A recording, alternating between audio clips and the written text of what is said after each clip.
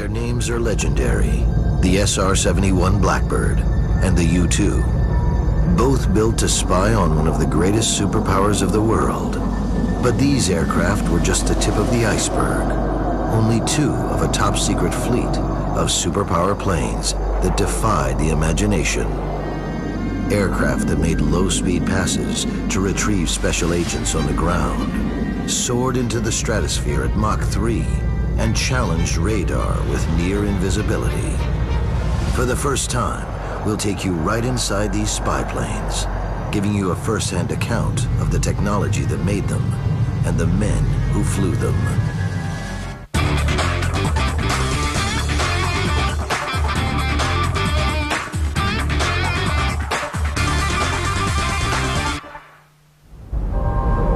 The Lockheed Martin Skunk Works in the Mojave Desert.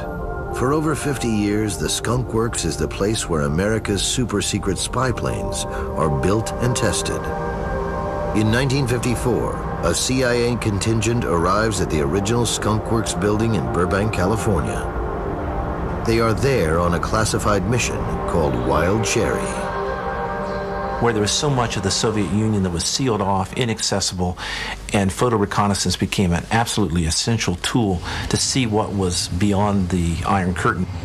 What was needed was technical intelligence collection, and this meant high-altitude, specialized reconnaissance aircraft that could fly over the Soviet Union and the Soviet bloc, photograph targets with impunity because they were above the reach of Soviet air defenses. But the CIA needs much more than that. Operation Wild Cherry is about carrying out death-defying recon missions, including inserting and recovering secret agents behind the Iron Curtain. The Air Force, as a rule of thumb, had modified military aircraft to conduct reconnaissance. So you took a bomber and you just stripped it, changed the bomb bay out, and put cameras in, or that kind of thing. The converted Air Force bombers lacked the facilities the CIA needed. Instead, the agency turned to the U.S. Navy for just the right aircraft, a long-range patrol bomber called the Lockheed Neptune. The CIA picked the Neptune both because it was designed to operate at low altitudes, and the various missions such as agent drops or leaflet drops required flying at very low altitude. Under 100 feet, in fact, in some cases down around 30 feet above the ground. The Neptune was the only aircraft that fitted the particular profile for what they wanted to do with it, which was some pretty odd things, and they needed a good, solid aeroplane who could fly quite slowly. In assessing the Neptune as a reconnaissance vehicle, I think was really outstanding. It was an outstanding aircraft. The fact that it could go low and stay on station for such a long period of time gave a tremendous value as a collection platform. So in that respect, I think it was outstanding. Project Wild Cherry moves ahead. 7 new Neptunes are hand-built in Lockheed's Skunk Works facility, also known as RB-69s. These aircraft push the bounds of technology. The RB-69, which was the CIA version of the Neptune, the cover designation for it, was also the first aircraft to carry a side-looking radar. And this was mounted along the side of the aircraft, and it would transmit a fan-shaped signal at right angles to the airplane. The echoes would be picked up, and these could be converted into images that almost look like pictures. And it could operate at night, in bad weather, so it was much less vulnerable to interception. But really what makes this aircraft stand out is that it features an aerial retrieval system that allows an aircraft in flight to snare an agent standing on the ground and winch him back on board. The device is called a skyhook. The skyhook system was invented by a man named Fulton. He was an inventive genius. He built a, we would call it a flying car in the immediate post-war period. And in the course of flight testing this aircraft, he thought about how he would be rescued if the plane went down. And from this, the skyhook system emerged. And basically what it was a fork mounted on the nose of an aircraft. By 1958, Fulton's skyhook had taken its final shape. A package that could easily be dropped from an aircraft contained the necessary ground equipment. It featured a harness for cargo or a person. It was attached to a 500-foot, high-strength nylon line. A portable helium bottle inflated a dirigible-shaped balloon, raising the line to its full height. The person being rescued would wear a harness that was attached to a long line. At the end of the line was a balloon. The airplane would fly along, catch the line in the fork, and there was a device called a sky anchor that would simultaneously catch the line and release the balloon. The person would be rather gently lifted off the ground and accelerated to flying speed. And people who have done this, who were picked up, really enjoyed the experience. It was a lot of fun. The first successful pickup took place on August 12, 1958. The guinea pig was Marine Corps Sergeant Levi W. Woods, who described the initial contact as similar to a kick in the pants. The Neptune, with its skyhook, is ready for its first recovery. The first operational recovery was a joint CIA Defense Intelligence Agency operation called Operation Cold Feet. 2 intelligence officers were airdropped from a B-17 into an abandoned Soviet ice station. They spent several days there recovering documents, code books, equipment, photographing the facilities, analyzing it, and then they were picked up using the skyhook along with the materials they had recovered, again using the B-17. And this was done in very poor visibility with very strong wind. As they were being picked up, the wind caught the balloon, and they were actually being dragged across the ice as they were awaiting the pickup. Operation Wild Cherry is now ready to go into full deployment, but an unexpected problem trips up the rollout. The CIA needs a credible cover story if any of its Neptunes are lost on a mission. They tried very hard to get the Navy to cover for them. They wanted to put Navy markings on these Neptunes so they would never get blamed if they got lost. And by the way, when one got lost, it was serious because there were 12 guys on board. It was a very serious business to put up that many people at risk. Carlos Campbell was a crewman on conventional U.S. Navy Neptunes flying close to Red China and North Korea. He knew the dangers if his aircraft went down. We got in a little trouble because we were jumped by a MiG coming probably out of North Korea. And the North Koreans were kind of crazy. They were trigger happy. Ultimately, losing a spy plane with Navy markings is too hot to handle for the Navy. The Navy, after thinking about it, absolutely refused because the whole proposition was endangering their Neptunes. Because once the CIA started flying penetration missions into these countries, all these countries would be gunning for any Neptune they ever saw. The Navy's pullback forces the CIA to come up with a new cover story. It persuades the U.S. Air Force to let the agency fly Neptunes with Air Force markings. The Air Force pretends the new planes are radar trainers. The first 2 are sent to Wiesbaden in West Germany and begin to roll on recon missions over Eastern Europe. The timing couldn't be better. In August 1961, the communist regime in East Germany isolates the 3 sectors in West Berlin under Allied control and begins building the Berlin Wall. President Kennedy declares he is prepared to go to war to protect West Berlin. Neptune missions behind the Iron Curtain are stepped up in an effort to probe Soviet battle readiness. The agent drop missions, they were flown at very low altitude at night, deep into communist territory. In some cases, the round trip would take 12 or 13 hours. They were flown at as low as 30-foot altitudes. They were very dangerous, but they were very rarely intercepted. To this day, the identities of the Neptune crews and agents they serviced is a closely guarded secret. These missions were flown by exiled Eastern European pilots.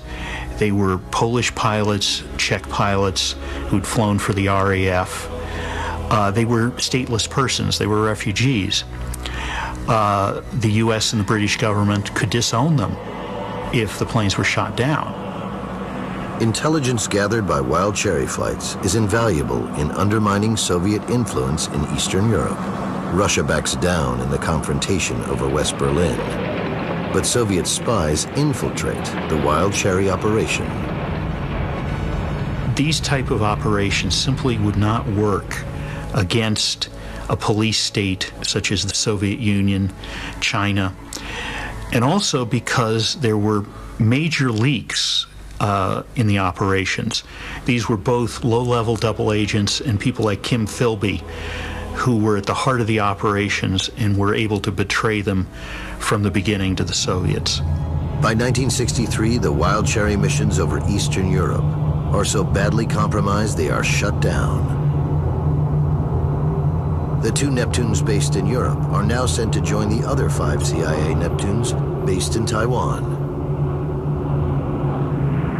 Flown by Taiwanese crews, their mission is to penetrate communist China and maintain a resistance network against Mao Zedong's regime. The reconnaissance war against China has always taken a sort of slightly secondary seat to the Soviet Union, but was in many ways equally as important. It was vital to know what the Chinese were doing. They were behind the developments in nuclear technology that the Soviets were, but they were getting there. So by the mid-50s, they're beginning to do things that are seen as a threat to NATO and the Allies. So it was very important that we knew what was going on. The Neptune flights over China are the most dangerous spy flights of the entire Cold War. The Chinese knew what was going on. They tracked the aircraft. They frequently captured the agents, so they were able to interrogate them. Over 80 penetrations of Chinese airspace are conducted between 1958 and 1964, often dropping agents by parachute and recovering later by skyhook. Flights are conducted as far as Mao's capital at Beijing. So they knew what was going on. They knew who was sponsoring the missions, who was, what the missions were for, and so forth. But they could do very little about it. They couldn't intercept the aircraft, except in very rare occasions. In an attempt to catch the Neptunes, the Chinese devised one of the first airborne early warning systems, using a Russian version of the B-29, the Tupolev Tu-4.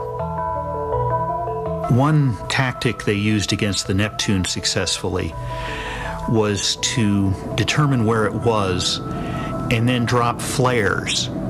And the idea was to illuminate the broad landscape so the airplane would be visible and then send MiGs to shoot it down.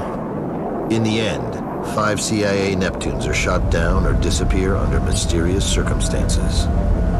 Were the Wild Cherry missions successful in bringing back secret agents and their photographs from behind the Iron Curtain? Carlos Campbell was a senior analyst at the Defense Intelligence Agency during the 1960s. Well, the only thing I can say indirectly as an analyst at the Defense Intelligence Agency, 65 forward, I had the benefit of photography, not just from satellites, but from other sources. So somebody had to be doing some flying somewhere. In 1952, U.S. intelligence agencies learn about the construction of a secret rocket test facility in a remote part of the Soviet Union called Kapustin Yar. The Air Force does not possess a reconnaissance plane able to reach Kapustin Yar and return safely. The hunt begins to find a new spy plane, a hunt that ultimately ends up in Britain.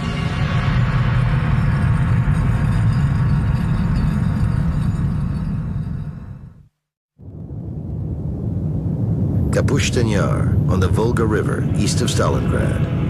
Here in the early 1950s, Russia's legendary rocket engineer, Sergei Korolev, is developing technology to put a Russian in space.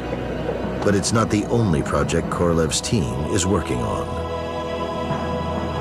Kapushkin Yar was the Soviets' main ballistic missile test site in the first half of the 50s.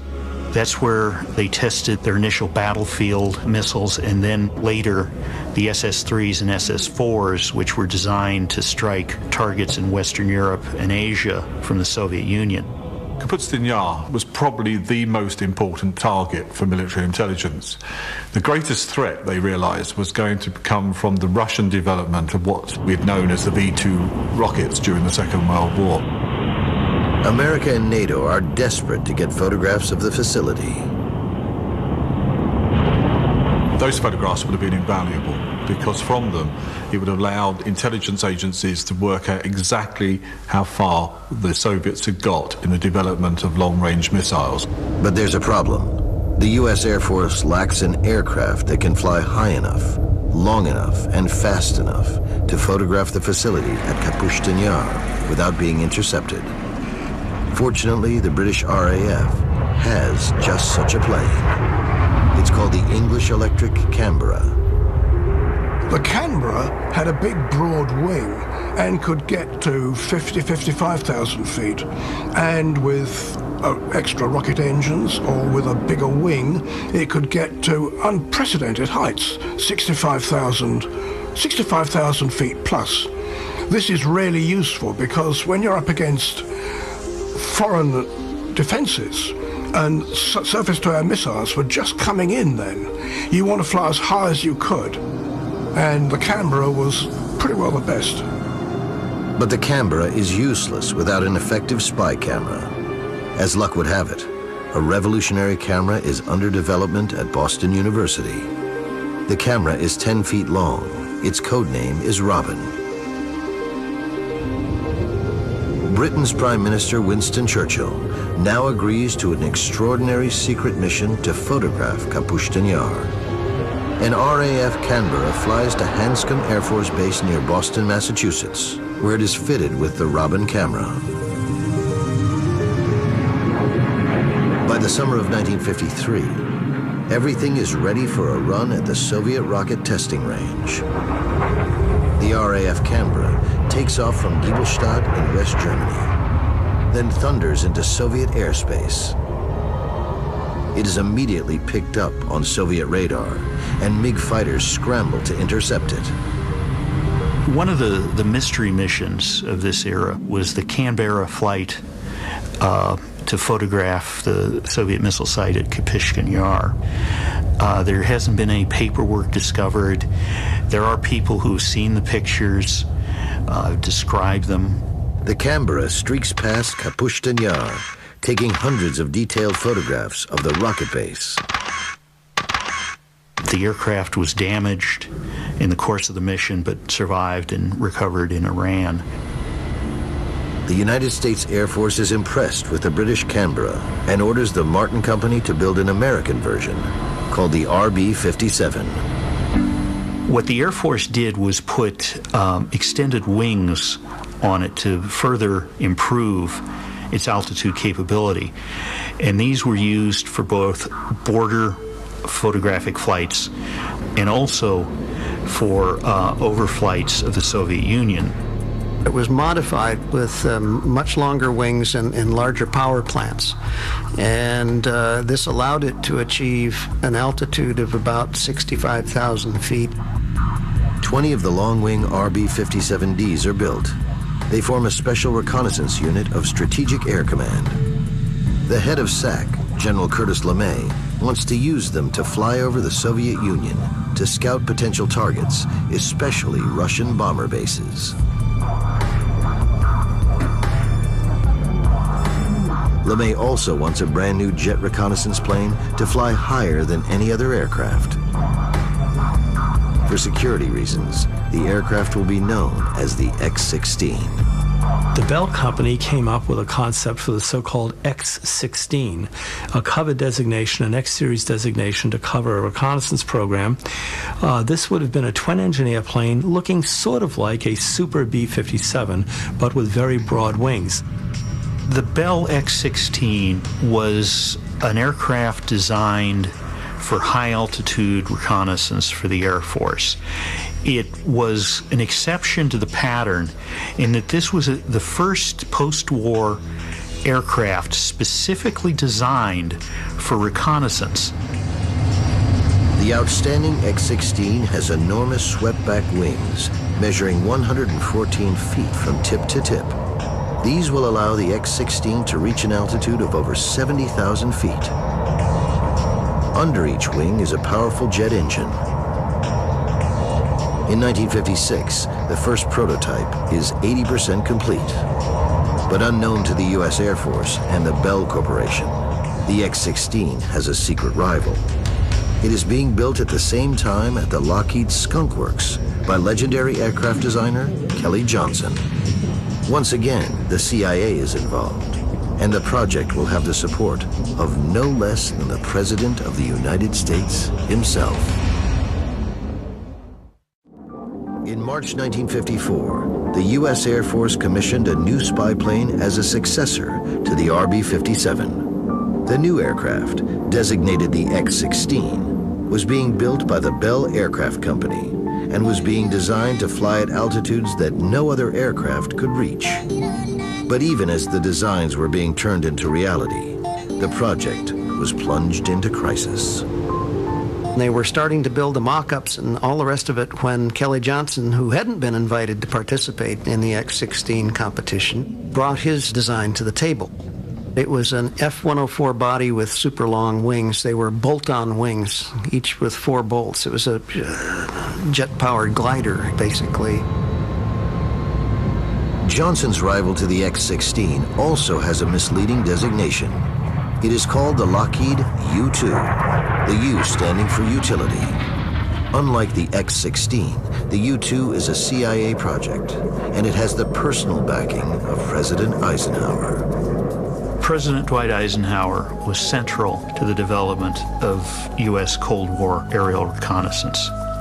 He approved the early overflights using RB-47s. He approved development of the U-2. Eisenhower wanted intelligence he could rely on, intelligence that was not dominated and directed by purely military concerns. He understood how important aerial reconnaissance was from his experience as Supreme Allied Commander, and he was very upset at the level of intelligence he was getting as president on the Soviet Union. It was far inferior to what he had enjoyed as Allied commander in World War II.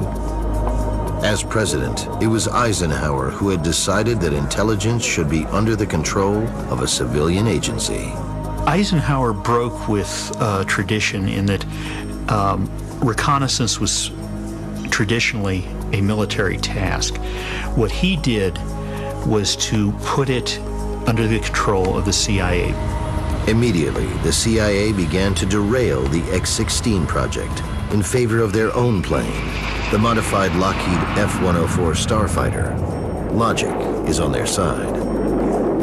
The X-16 was a twin-engine aircraft. And senior Air Force officials liked that because they had been bomber pilots and they had made it back when one engine was shot out. The problem was that if the X-16 lost an engine, it was going to come down. It could not maintain its altitude. And once it started down, it lost its only defense. It was also very helpful the fact that LeMay and the US Air Force had pretty well rejected the U-2 as a joke. LeMay had laughed at it because it didn't have guns and it wasn't a classic military aircraft. In fact, it was ideally designed for the task in hand.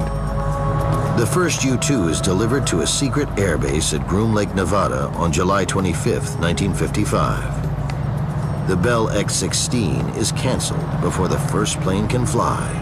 It is a bitter blow to the Air Force. The problem was that with the X-16, they were designing an airplane to fulfill a mission. What Kelly Johnson realized was he needed to reverse the process. The mission would design the airplane. The U-2 had everything it needed to do to perform its mission, fly at 70,000 feet plus, and photograph the Soviet Union. It didn't have anything it didn't need to perform that mission. The first CIA U-2 spy flight over the Soviet Union takes place in June 1956. But General Amey is not going to give up without a fight. In November 1956, he orders 6 of his RB-57D Canberra reconnaissance planes flying from bases in Japan to make a simultaneous penetration of the Soviet Union. President Eisenhower is furious. In December, he bans all Soviet flyovers by the U.S. Air Force. From now on, only the CIA's U-2s are allowed to fly spy missions over Russia. But the story of the RB-57 isn't over. There were still a lot of other reconnaissance functions that needed to be dealt with, and the RB-57 was an ideal platform to do that. The advantage the RB-57 has over the U-2 is that it's a bigger machine and can carry much more in the way of electronic spying equipment. In the early 1960s, the Air Force orders an improved model of the Canberra, the RB-57F. The span of the Canberra from tip to tip was about 65 feet. The RB-57F, the span was over 122 feet, just about double. They also put new engines on, big Pratt & Whitney turbofans, TF-33s, and they put extra little jet engines under the wings, J-60s. And next minute you had a Canberra that you could fly to 75,000, maybe 78,000 feet. I think the figure may even be classified, but it was certainly the highest flying aeroplane in the world at that time. Even the CIA comes to recognize the usefulness of the Canberra. In 1958, the agency sponsors a program known as Diamond Lil, under which Chinese nationalist pilots are trained to fly RB-57Ds, as well as the older Neptunes. The Republic of China on Taiwan, beginning during the Korean War, was furnished aircraft by the Air Force and conducted overflights of the mainland. There were RF-84s, eventually RB-57s, eventually U-2s. But what these recon missions reveal is disturbing. The nationalist Chinese Canberras prove that China has developed its own atomic weapons. The Chinese Canberras would expose one more communist secret, one that would foreshadow disaster. The Chinese air defenses start to get themselves quite seriously together by the mid to late 50s, and they're beginning to take out RB-57s and ultimately U-2s that are flying over their territory.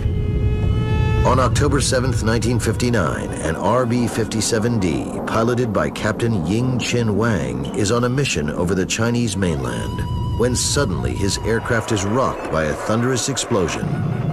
Wang's Canberra is the first aircraft ever to be downed in combat by a surface-to-air missile. When the RB-57s were first given to the Chinese nationalists, it was very dangerous because the SAM SA-2 surface-to-air missiles were online, and the Soviets had begun to furnish them to the Chinese People's Republic. And in fact, an RB-57 was shot down about 2 or 3 months before Francis Gary Power, but they didn't realize what had brought it down at the time. Had they known that it was a surface-to-air missile, they might have thought differently about the U-2 missions. The tiny single-engined U-2s continue to fly alone over Soviet Russia. It is only a matter of time before what happened to Captain Wang's RB-57 happens to the U-2. Tokyo, Japan, as U.S. and NATO spy planes brazenly probed Soviet airspace during the 1950s and 60s. The Russians launched their own reconnaissance program. Fast Soviet jets carrying cameras regularly fly over Japan, often buzzing Tokyo itself. In Europe, Soviet planes stray out of the designated flight corridors to look at NATO bases in West Germany. Soviet commercial airliners often carry secret cameras to photograph NATO bases under their path. Nothing is out of their reach, not even the U.S. I think it's reasonable to suppose that the Soviet Union conducted aerial reconnaissance over this country using Aeroflot vehicles and, of course, the Bear bombers that flew down the coast to Cuba. There were instances in the 1950s when some of the Tu-4 B-29 copies entered Alaskan airspace and had to be escorted out. But the Soviet Air Force still lacks a dedicated spy plane comparable to the American and British versions. Work begins in 1957 on a project to create an aircraft that can operate at high altitudes to evade interception. The Yak-25 was an all-weather fighter. Then it was developed over the next few years into bomber versions, reconnaissance versions, including the RV, which was a very high-altitude reconnaissance version. What they did, they took away the sharply swept short-span wing, and they put on a wing like a sailplane. Tremendous long-span, graceful wing like a U-2. And before you knew it, they had the Yak-25 RV being Russian initials for extreme altitude. It's a single cockpit aircraft. It was devoid of armament, and it had powerful engines that would allow it to operate at very high altitudes. Test flights begin in March 1959. Immediately, problems arise. The Yak-25 is sort of a cross between the U-2 and the X-16. It has the same problem as the X-16 has, in that it's a fairly conventional airplane. So it's not as efficient as the U-2. At altitudes above 60,000 feet, the physics of flight are rewritten. A window of only 10 miles per hour exists to fly the plane. Any faster, and you will tear off the long, thin wings. Any slower, and you could tumble out of the ultra-thin air. Reconnaissance pilots call this Coffin Corner. The Mandrake's poor engineering makes it especially prone to disaster in Coffin Corner. But the Red Air Force has no other options, so the Mandrake is ordered into production, even though it lacks the range to reach the United States. The Yak-25 really had nowhere worth going because the Soviets weren't particularly interested in reconnoitering Western Europe because they knew all about it. The Soviets will not have long to wait to get a closer look at Western spy technology. On May 1st, 1960, a CIA U-2 will go missing on a flight over the Soviet Union. Its pilot is Francis Gary Powers, and it is the 24th U-2 spy flight over the Soviet Union. Powers' U-2 will be hit by a Soviet SA-2 ground-to-air missile while flying at 70,500 feet, just 6 months after an SA-2 downed the Taiwanese RB-57D, flown by Captain Wang. It was a coup as far as international relations were concerned. It also showed the US military the extent to which they had underestimated the performance of Soviet anti-aircraft missiles. Powers is put on public trial and sentenced to 10 years for spying.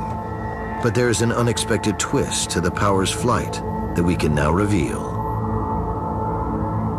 What remained of Powers' U-2 after the surface-to-air missile hit is scattered over hundreds of miles. The Soviet High Command orders a massive search for every piece of the downed aircraft in a desperate bid to learn its secrets. Thousands of Soviet troops take part in the hunt. It's quite remarkable how close the Soviets kept up with American technology during the 50s and 60s. And they did this by the simple expedient of trying to steal all the American secrets. Basically, they let the capitalists do all the work and do all the research. When they worked out what the best alloys were or what the best equipment was, the Russians would somehow get the specifications or steal the item, and then they would reverse engineer it. So they were often just slightly behind. The U-2 parts are gathered together and carefully studied. Angry that Russia's own Mandrake is far inferior to the U-2, Russian Premier Nikita Khrushchev orders the Soviet aircraft industry to manufacture a copy of the American spy plane. On April 1st, 1961, Less than a year after the downing of Power's U-2, a detailed metal fuselage mock-up is ready. The mission profile of the Soviet U-2 copy is also expanded. One task will be to hunt and destroy hostile balloons, carrying cameras that the Americans release at high altitudes over the Soviet Union. We tried to use long-range balloons, where balloons were released in Europe and then drifted across the Soviet heartland and then were recovered in the Western Pacific. And sometimes you got useful information, but far more often you got nothing at all. One of the problems with it was that one of these high-altitude balloons floating at 60 or 70,000 feet will be illuminated by the sun when the ground is in darkness. So you have this giant silvery object in the sky. They frequently flash green or red or orange, and people immediately thought it was the aliens. These were a leading cause of flying saucer sightings, and they attracted a whole lot of attention. The other factor was that there were development problems, and occasionally they would come crashing down. And in one case, a complete reconnaissance balloon package came down in a Denver suburb. But the Soviet U-2 soon runs into trouble. The weight of the Soviet copy of the U-2 begins to climb. It will not be able to reach 70,000 feet, the altitude of the original American version. In May 1962, the project to copy the U-2 is suddenly canceled. Back in America, even before the shooting down of Gary Power's U-2, the CIA looks for a more radical solution to the problem of Soviet radar detection. The result would be a marvel in aviation history: stealth parasitic aircraft. In the late summer of 1956, CIA officials visit a number of airframe contractors in a search for new ideas for a U-2 replacement. The result is the birth of stealth technology. About 2 years into the program, about 1958, it was realized that Soviet air defenses were catching up with the U-2. Eisenhower was somewhat reluctant to authorize missions, and it was clear that they needed an aircraft with higher performance. The U-2 flew at subsonic speeds. In fact, its top speed was not that different than World War II fighters, a little over 400 knots. If an aircraft could be built that could fly at 90,000 feet, at 3 times the speed of sound, it would essentially be unstoppable. The search for a new aircraft was narrowed to 2 firms: Lockheed Aircraft, designers of the U-2, and the Convair division of General Dynamics, builder of the supersonic B-58 Hustler bomber for the Air Force. By late summer 1959, both Convair and Lockheed have completed design studies for the new spy plane. Convair's entry is known as the Kingfish.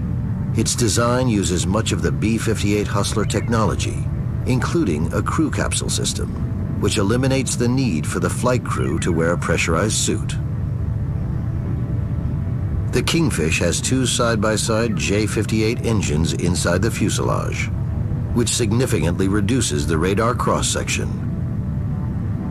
Lockheed's new entry is called the Archangel 12, or A-12. It also employs 2 of the powerful J-58 engines. The power plant of both the Convair and the Lockheed design was very unusual. This was a turbo ramjet engine, and the result was very particular. At high speed, it functioned more like a ramjet than a conventional jet engine. Most of the air didn't go through the engine, it went around it and was heated by the afterburner. On August 20th, 1959, Lockheed and Convair submit their proposals to a joint Department of Defense, Air Force, and CIA selection panel.